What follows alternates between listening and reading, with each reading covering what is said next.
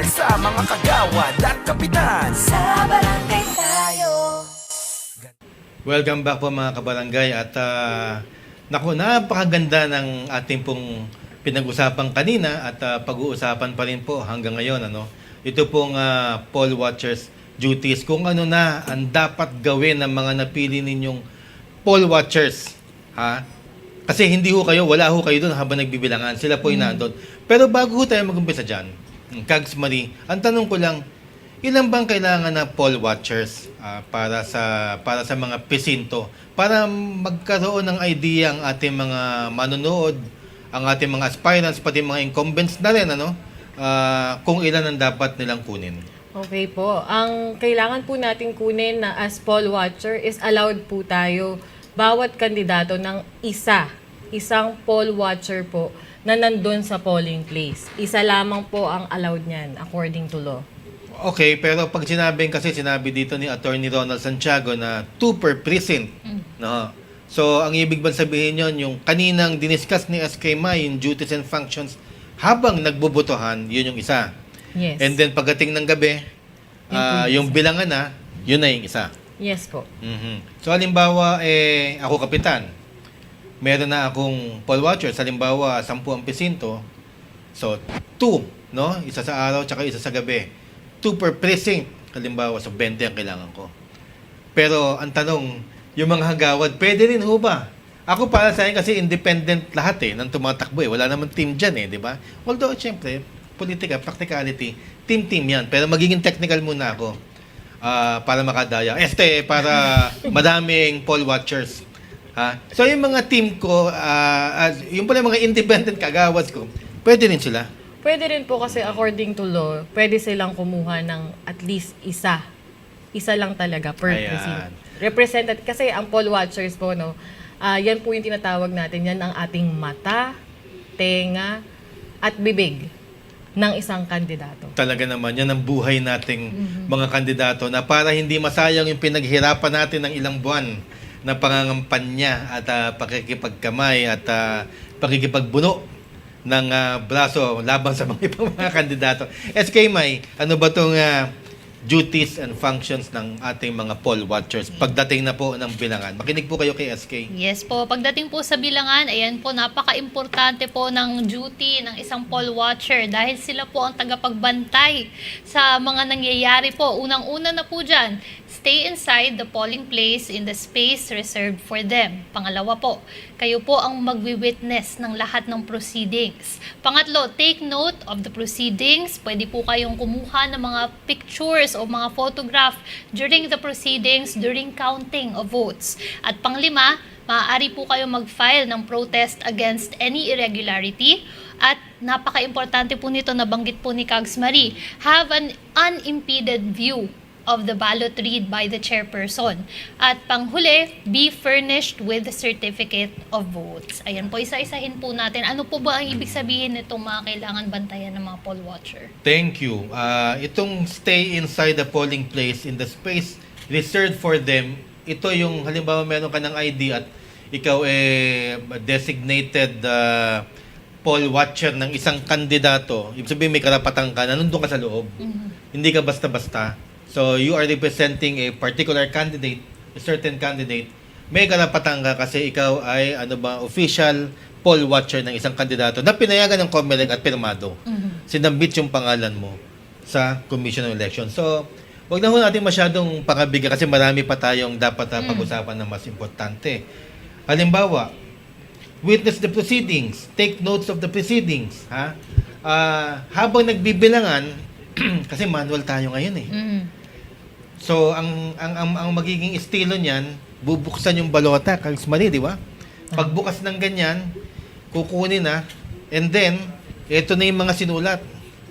So, halimbawa, Kapitan, May Salazar, babasahin.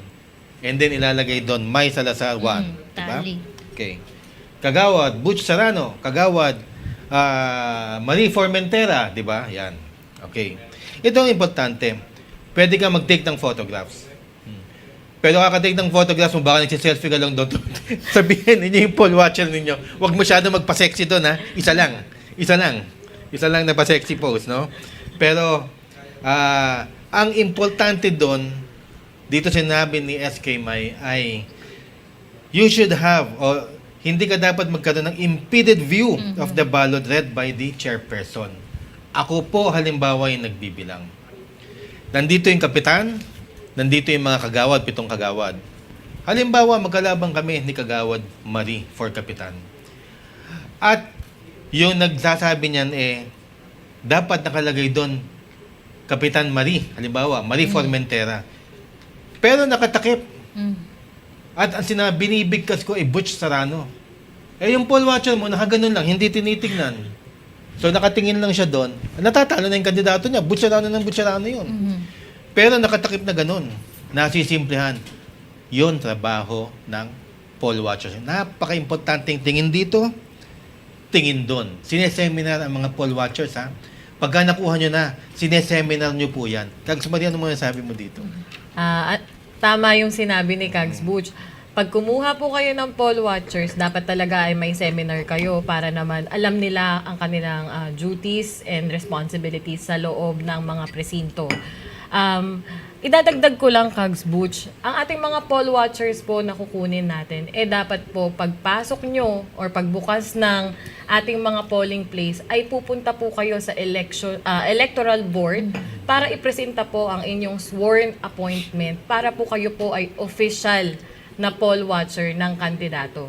At paalala ko lang din po, bawal na bawal po kayong maging supervisor.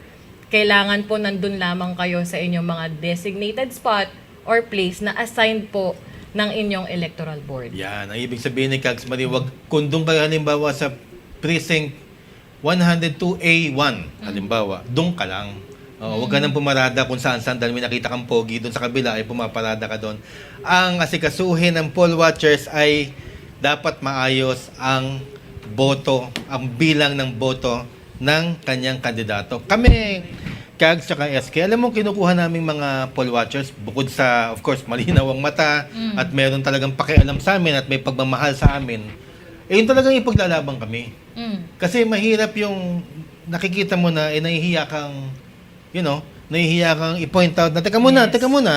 Oo, na gano'n. Teka muna, mukhang maliho yung botahan. Sandali lang po. Kasi kinakailangan, karapatan yun ng poll watchers. Yan ang trabaho ng poll watchers.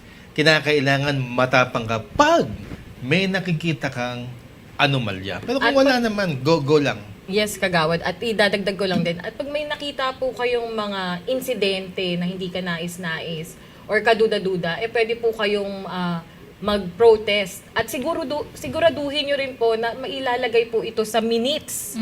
At hihingi kayo ng certification dun sa electoral board para ma-acknowledge po na meron kayong talagang nakita. At para mapabilang po yun at malaman during the time na nagkakaroon ng botohan, may ganun pong senaryo na naganap. At pagdating po sa bilangan, tama yung sinabi ni Kagawad Butch na dapat alisto ang ating mga poll watchers. Dahil po dyan po nagkakaroon ng dayaan dahil may pagkakataon, Kagawad Butch, na kapag ang kandidato magkapareho ng pangalan o apelyido, bigyan na rin natin sila ng additional information na kapag, for example, ang kagawad, pareho po ng first name, Marie at Marie.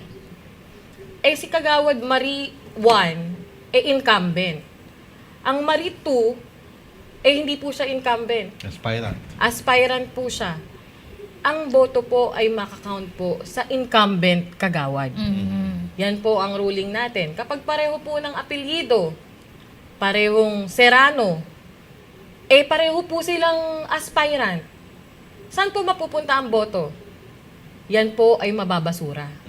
Dahil kailangan po identified kung sinong Serrano ang kanyang binoboto. Opo. Magandang punto yon, Kags Marie. Kasi poll watchers, watch out Kinakailangan, kasi hindi na may explain sa inyo ng mga nagbibilang yan. Kinakailangan alam nyo na. So halimbawa, pag nakita ninyong Formentera, parehong Marie, halimbawa, tumatakbo, yung isa nakaupo. Okay? Pag sinabi na yun lang, apelyido lang, Formentera, pero yung isa nakaupo, at ikaw, nagtatrabaho doon sa incumbent, ilalaban mo yun. Hindi pwedeng ibasura.